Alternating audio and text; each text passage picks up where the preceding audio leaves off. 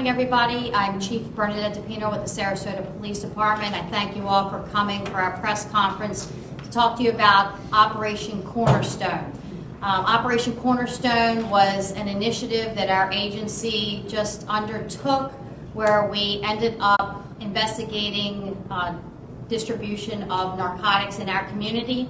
And this is part of the strategy, the DMI, which is the Drug Market Intervention Strategy that our agency started in 2012. And this operation was able to yield 20 individuals. You'll see their photographs here that were distributing various narcotics throughout our community. Everything from cocaine to heroin to spice to various prescription pills. I'm really proud of the partnership we had with our state's attorney's office and various federal law enforcement agencies, including ATF. In this operation, 18 men and 2 women were arrested for the sale of the controlled dangerous substances in our community.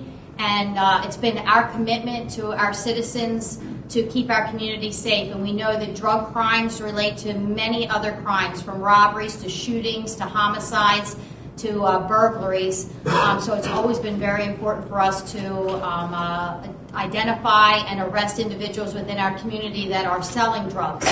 The reason for the name, which I think is very appropriate, a cornerstone, corner meaning that the people that were selling the drugs were out on our streets on the corners selling the drugs, and stone is a street name for rock cocaine.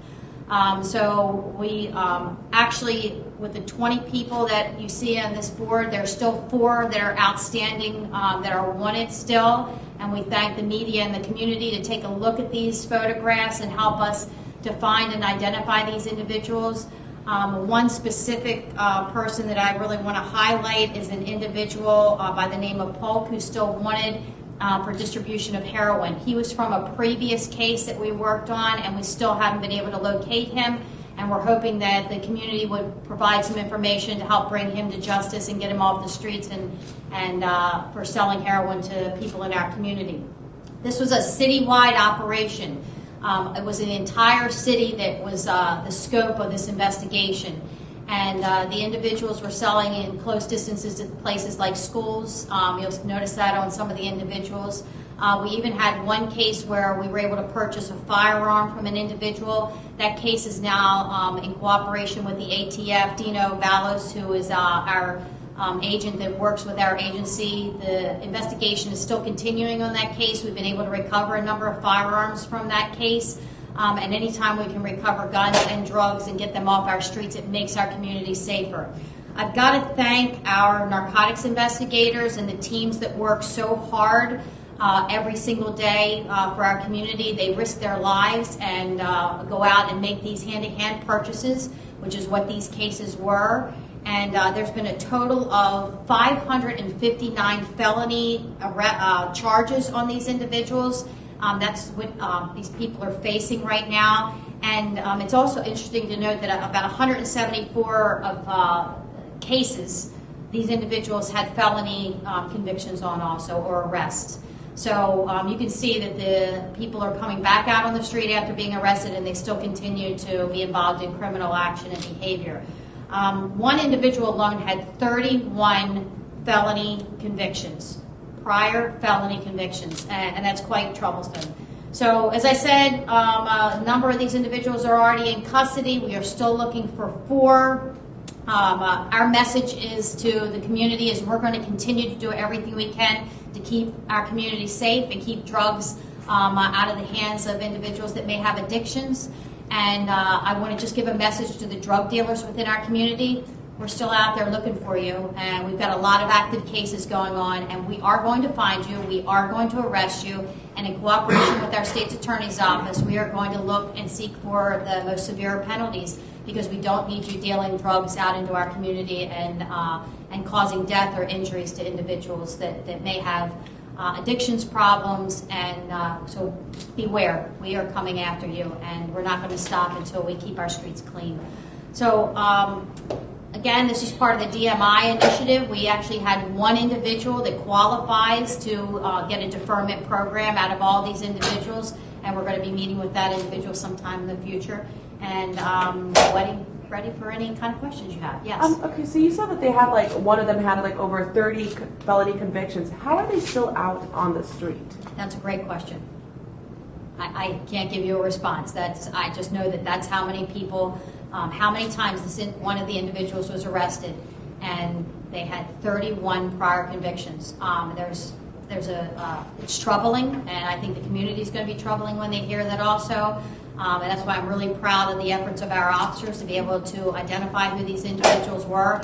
I would be remiss, and I should have mentioned it earlier, that the reason we were even able to start investigating these individuals was because of complaints we received from citizens in our community.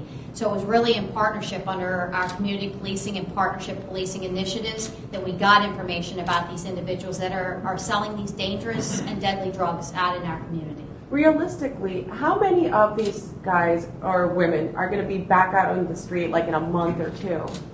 I can't answer that. It's really going to have to go through the justice system. We have good cases. We feel very confident that we'll be presenting good cases to the state's attorney's office. They do an outstanding job, especially with our DMI cases, all of our cases, but especially with our DMI cases, to make sure that they get the most severe penalties possible, because they know that we're working the drug market intervention strategy here, and that these individuals have this many past. I think you'll see a number of these individuals going away for a long time. Again, I'm proud of our investigators. They've done a great job on these cases and gathered evidence.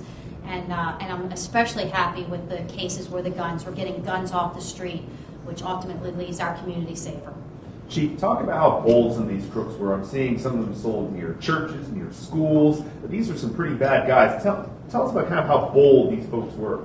Well, they are, and that's why it's called Operation Cornerstone. They're out in the middle of our communities, on the corners, selling drugs, and they sold to our undercover police officers, and most of who they never knew or met before. So it just goes to show that they feel very confident that they own the streets, but they don't. Our community owns the streets, and we're going to make sure that our communities are safe and that they can walk in their communities and not feel scared that they're going to be approached by someone who's selling drugs or get injured by potential drive-by shootings or robberies or other things that are usually associated with drug dealing. And I see a few of these, were they also dealing out fentanyl as well? The one case was the heroin case. The other ones where it's the controlled substances was spice and prescription pills. During the duration of this operation, have you seen a decrease in these open air type of dealers? Are they starting to get the message that you're coming for? You know, unfortunately, what I'm seeing over the last 5 years that I've been here is we hit these cases and we get a number of individuals arrested, and then for a period of time, things quiet down in the communities. The drug dealers don't come out, or they kind of go underground because they know that the police are out there and a number of arrests have been made. And then slowly it drums back up. And unfortunately, that's economics issues, that's a societal issue, there's an addictions issue, there's a lot of reasons why people are selling drugs and buying drugs. And that's why we really like this drug market intervention, because it gives people an opportunity not to go to jail and change their life and be embraced by the community. The unfortunate thing in this case is we only had one person out of this group that qualified, because if you look at the list and you see the number of people that have felony convictions in the past, and some of them are violent crimes, they just don't qualify for the drug market intervention.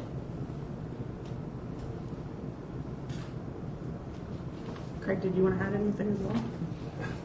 I wasn't planning on it, but that's fine. We're obviously very happy with the work the Sarasota Police Department does. Over the years, to answer one of the questions about somebody that has that many felonies, unfortunately, I don't know what the charges are at this point, but I can tell you this: when we get DMI cases, when they make the good cases and send them to our office, we aggressively prosecute them, ask for major prison time, more than the minimum mandatories of 3 years or whatever. Typically, we ask for a significant amount. Sometimes the cases aren't as strong in other types of cases, but in the DMI cases, we are usually successful in getting long prison sentences. So I hope we won't see these folks for quite a while selling drugs in the streets of Sarasota. I think it's important to note that some of our previous DMI cases were held in North Sarasota. This was citywide. This was all over the city of Sarasota, and I think that's really something that you should pay attention to, because it shows that we are working with our whole community to keep drugs out of our city. And again, we're going to be aggressively going after any other drug dealers. We've got other cases And I just recommend to the drug dealers out there, we are going to find you. So you need to stop. You need to stop dealing the drugs in our city. We're not going to stop coming after you. You're putting our children, our communities, our families in danger. And we're not going to stop until we get as many people to stop dealing drugs in our community as we possibly can. And we thank the citizens in our community for cooperating with us. Please continue to feed us information. You can remain anonymous. Please keep those tips coming in. That's the only way we can survive in law enforcement is with the cooperation from our community. Again, I'd like to thank our state's attorney's office for their commitment to our DMI program. They do an outstanding job in partnering with us on this. And my last compliment will go to my criminal investigation division, our narcotics section, and our street crimes unit. They have worked so hard and tirelessly on these cases, and they have such a dedication and commitment. I'm proud of them. You're not going to see them. That's a good thing because you just never know who they are, male or female. We have a number of people out in our community, and we're working with our federal partners too, the DEA, the ATF, and we've got a lot of resources, and we're going to do everything we can to keep our community safe. So thank you all so much for being here, and I'll just tell you the same thing I tell our officers every day. Everybody be safe. Thank you.